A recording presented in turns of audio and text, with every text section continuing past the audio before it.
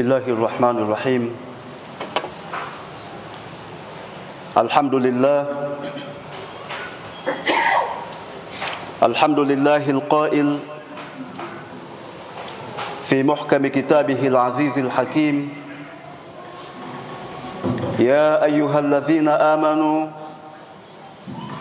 إن جاءكم فاسق بنبأ فتبينوا أن تصيبوا قوما بجهالة فتصبحوا على ما فعلتم نادمين.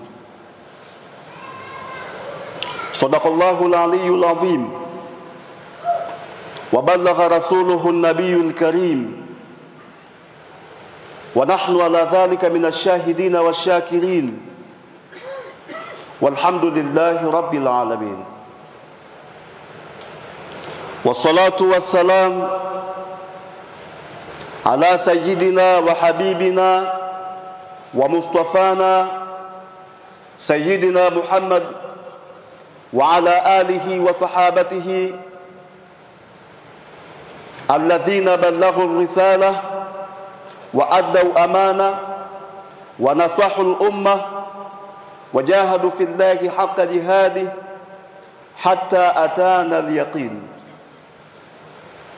أما بعد، أولا بعدما تقدم من الحمدلة والبسملة والصلاة والسلام على النبي صلى الله عليه وسلم، أوصيكم ونفسي بتقوى الله عز وجل، فقد فاز المتقون. Awali ya yote, baada ya kumshukuru Mwenyezi Mungu Subhanahu wa Ta'ala, sambamba na kumtakia rahma na aman kipenzi cha umma huu mtume wetu Muhammad sallallahu alayhi wasallam, nichukue nafasi hii katika kuwahusia sambamba na kutoa husia katika nafsi yangu, tumcheni Mwenyezi Mungu Subhanahu wa Ta'ala. Mafanikio ya mwanadamu yanapatikana katika kumcha Mwenyezi Mungu Subhanahu wa Ta'ala. Tujihimize, tunasihiane katika swala zima la kumcha Mwenyezi Mungu Subhanahu wa Ta'ala. Tumekutana tena katika Ijumaa ya leo kwa lengo la kutekeleza ibada ya Mwenyezi Mungu Subhanahu wa Ta'ala kama yalivyotangulia maelekezo na mafundisho kupitia kwa mtume wetu Muhammad sallallahu alayhi wasallam. Siku ya Ijumaa ni siku ya kukusanyika kwa kuambizana, kwa maana ya khutba, kisha tukaswali rakaa mbili, na baada ya hapo tukatawanyika kwenda kwenye harakati zetu za kila siku. Ijumaa yetu ya leo, katika kile ambacho tutafikishiana, ni aya ya Mwenyezi Mungu Subhanahu wa Ta'ala. Mwenyezi Mungu anasema katika Qur'an, Bismillahir Rahmanir Rahim: ya ayyuhalladhina amanu in ja'akum fasiqun binaba'in fatabayyanu an tusibu qauman bijahala fatusbihu ala ma fa'altum nadimin. Sadaqallahu al-aliyyul azim wa ballagha rasuluhu an-nabiyyul karim, wa nahnu ala dhalika min ash-shahidin wash-shakirin, walhamdulillahi rabbil alamin. Mwenyezi Mungu Subhanahu wa Ta'ala, kwa kuwa anafahamu kwamba sisi tunaishi katika maisha ya kijamii, maisha ya mahusiano, sawasawa tunahusiana katika mambo mazima ya kazi, tuna mahusiano katika biashara, lakini tuna mahusiano katika masala mazima ya kifamilia. Mwenyezi Mungu akatuletea mwongozo wake: ya ayyuhalladhina amanu in ja'akum fasiqun binaba'in fatabayyanu. Ni agizo la Mwenyezi Mungu Subhanahu wa Ta'ala ambalo tunatakiwa sia tulifanyie kazi ya agizo hili.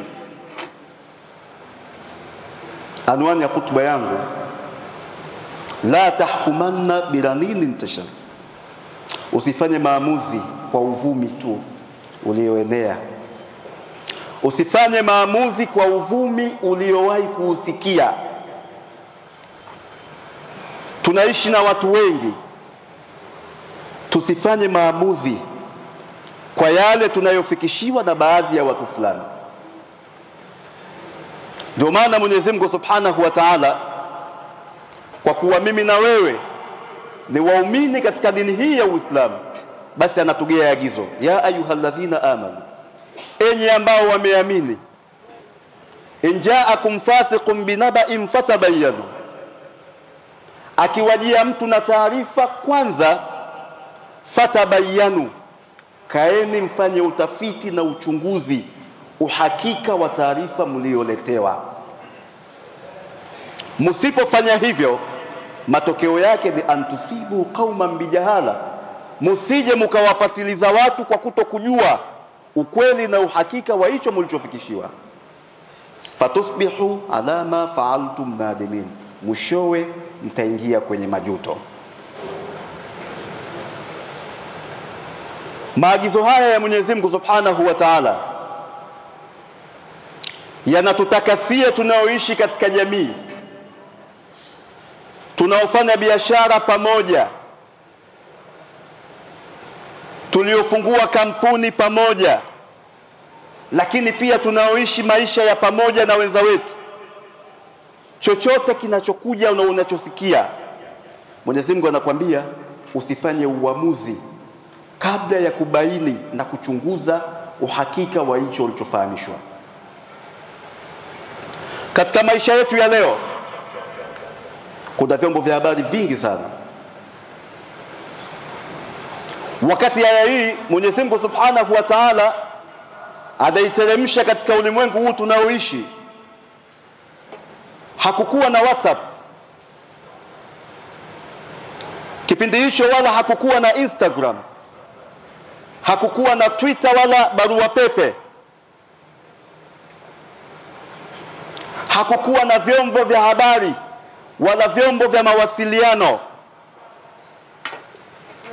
Mwenyezi Mungu Subhanahu wa Ta'ala akawa anamwambia Mtume Muhammad atufikishie sisi, kipindi ambacho hakuna WhatsApp wala hakuna simu, hakuna Instagram wala hakuna chochote. Anawaambia Muhammad, waambie hao, yeyote atakayesikia taarifa yeyote, kwanza afanye uhakika, atafute ukweli walichoambiwa kabla ya kufanya maamuzi katika hilo. Karne nyingi zimepita, lakini miaka imepita, tunaishi katika jamii ya leo. Simu ya mtu mmoja ina WhatsApp, ina Instagram, ina TikTok, ina Twitter, ina barua pepe, ina Google, ina kila kitu, ina YouTube. Kila kimoja katika hivyo ni kitu maalumu kinachoweza kukufikishia taarifa. Inawezekana umekaa hapa Magomeni ukapata taarifa za Marekani ukiwa umekaa hapa hapa. Inawezekana umekaa hapa ukapata taarifa za Kigoma ukiwa umekaa hapa hapa.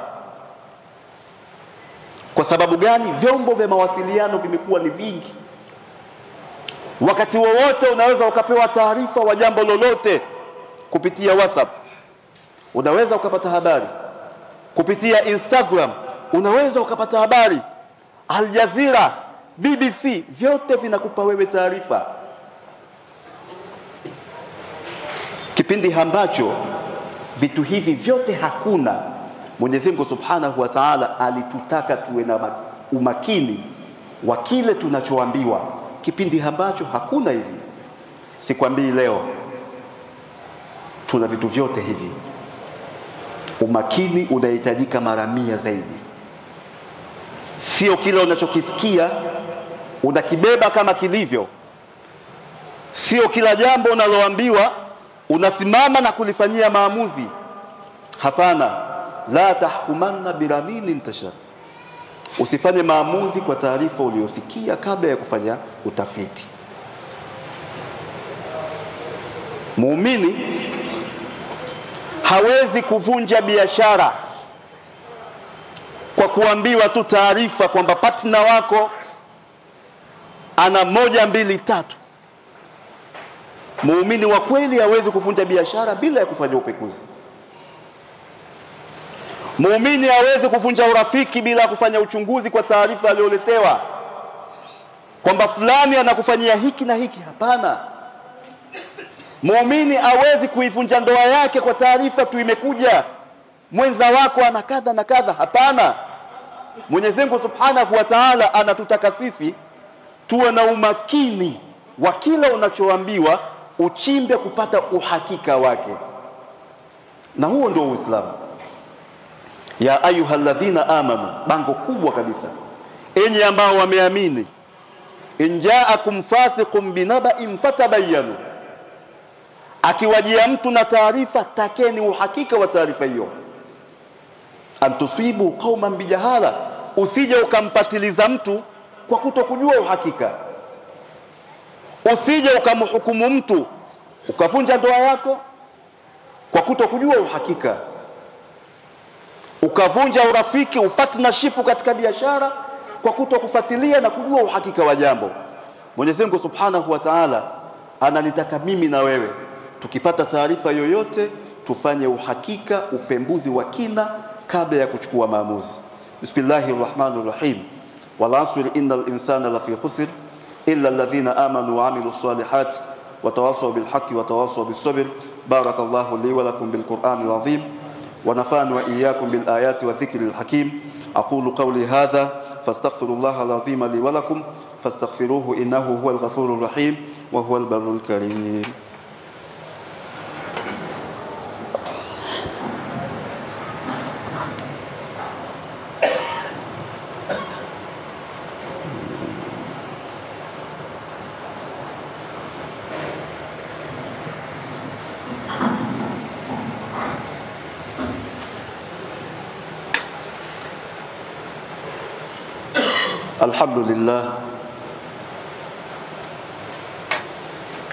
الحمد لله القائل في محكم كتابه العزيز الحكيم يا أيها الذين آمنوا إن جاءكم فاسق بنبأ فتبينوا أن تصيبوا قوما بجهالة فتصبحوا على ما فعلتم نادمين. والصلاة والسلام على سيدنا محمد صلى الله عليه وسلم وعلى آله وأصحابه أجمعين وبعد. أولا أما بعد ما تقدم من الحمدلة والبسملة والصلاة والسلام على النبي صلى الله عليه وسلم أوصيكم كما أوصي نفسي بتقوى الله عز وجل.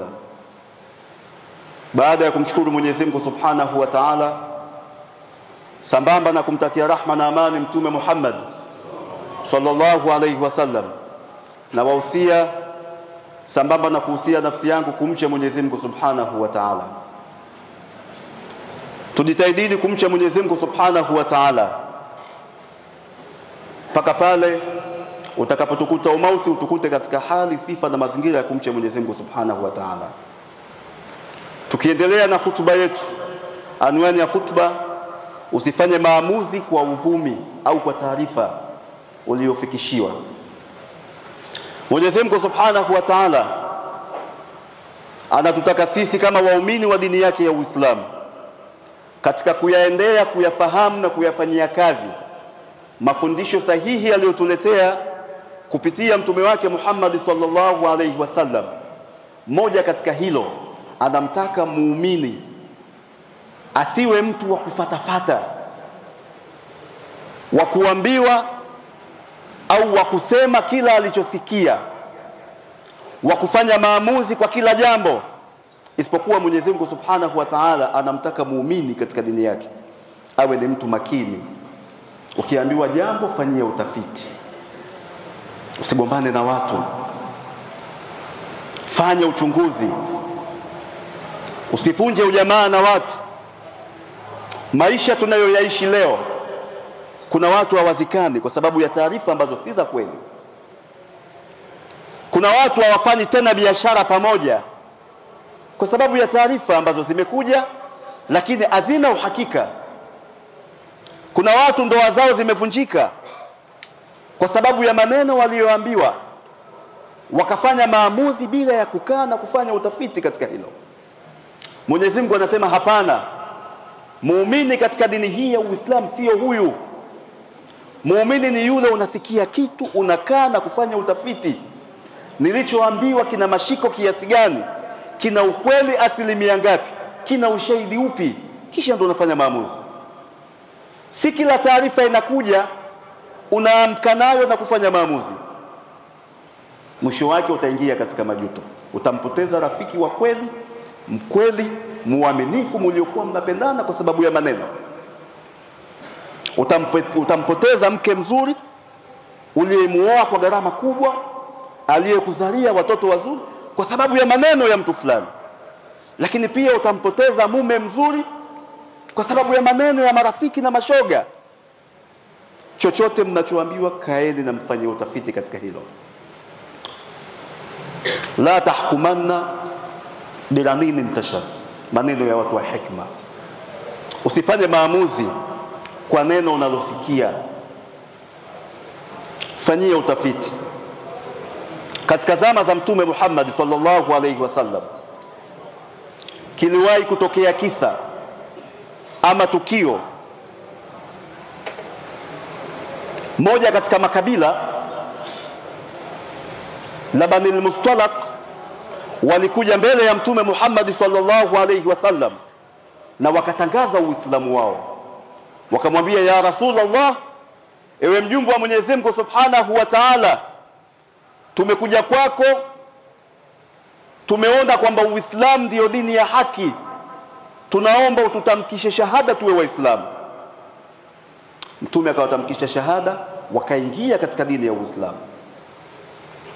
Wakarudi katika mji wao, walikuwa wanaishi jirani na mji wa Madina. Baada ya miaka kupita, katika mji wao robo tatu ya mji ule wote wakawa wameingia katika Uislamu. Ndio hapo Mtume Muhammad sallallahu alaihi wasallam akamtuma mtu kwamba nenda kwa Bani al-Mustalaq, na aliyemtuma alikuwa akiitwa Walid bin Uqba. Anamwambia, nenda kwa Bani al-Mustalaq, wamekubali kuingia katika Uislamu, sasa ni wenzetu, nenda ukakusanye zaka, kakusanye zaka uniletee hapa. Bani al-Mustalaq wakijua kwamba kuna ugeni unakutoka kwa Mtume Muhammad sallallahu alayhi wasallam, walijiandaa kumpokea mgeni huyo. Na moja katika tamaduni zao, wakiwa na furaha, wanashika sime na mikuki, wanarukaruka wakiwa wameshika sime katika mikono yao. Walid bin Uqba, ambaye ameagizwa na Mtume Muhammad sallallahu alayhi wasallam kwamba nenda ukakusanye zaka, wakati amefika katika ule mji, anaukaribia zaidi, akawaona watu wana sime katika mikono yao wakicheza kwa kufurahi. Ikamuingia katika akili yake, wale hawana nia njema na mimi, wale wamekusudia kunizuru. Akageuza kurudi kwa Mtume Muhammad sallallahu alaihi wasallam, akapeleka taarifa gani? Anamwambia, ya Rasulullah, ewe mjumbe wa Mwenyezi Mungu, hakika wale Bani al-Mustalaq ulionituma nikachukue zaka wamekusudia kuniua, wala hawajakusudia kunipatia zaka ulioniagiza. Mtume anamwambia, inawezekana vipi watu waliokuja mbele yangu na wakatamka shahada, wakaukumbatia Uislamu, inawezekana vipi na mtuma mjumbe kwao watake kumuua? Wale Bani al-Mustalaq nao walivyoona, mbona mjumbe aliyetumwa haji na siku imeshapita, kiza kimeingia, na wao kesho yao asubuhi wakawatuma watu waende kwa Mtume Muhammad, tumemsubiri mjumbe wako, mbona hajafika? Mtume akiwa katika kutahayya, inawezekana vipi watu waliokula kiapo na kuingia katika Uislamu mbele yangu leo wanataka kumzuru mjumbe wangu? Nini kufanya? Kabla hajafanya maamuzi, Mwenyezi Mungu Subhanahu wa Ta'ala akamteremsha Jibril kwenda kwa Mtume Muhammad. Jibril anakuja kwa Mtume, anamwambia, ya ayyuhalladhina amanu in ja'akum fasiqun binaba'in fatabayyanu an tusibu qauman bijahala fatusbihu ala ma fa'altum nadimin. Ndio sababu ya kuteremka hii aya. Anaambiwa mjumbe wa Mwenyezi Mungu, enyi ambao wameamini, akikujieni mtu fasik, angalia lugha ya Qur'an, aliyetumwa na mtume ni Walidi bin Uqba, sahaba mkubwa wa mtume Muhammad, lakini Qur'ani imekuja kwa lugha akikujia fasiki na taarifa. Walidi ni fasik, Walidi ni fasik, ni mtu muovu? Hapana. Qur'ani ina lugha yake.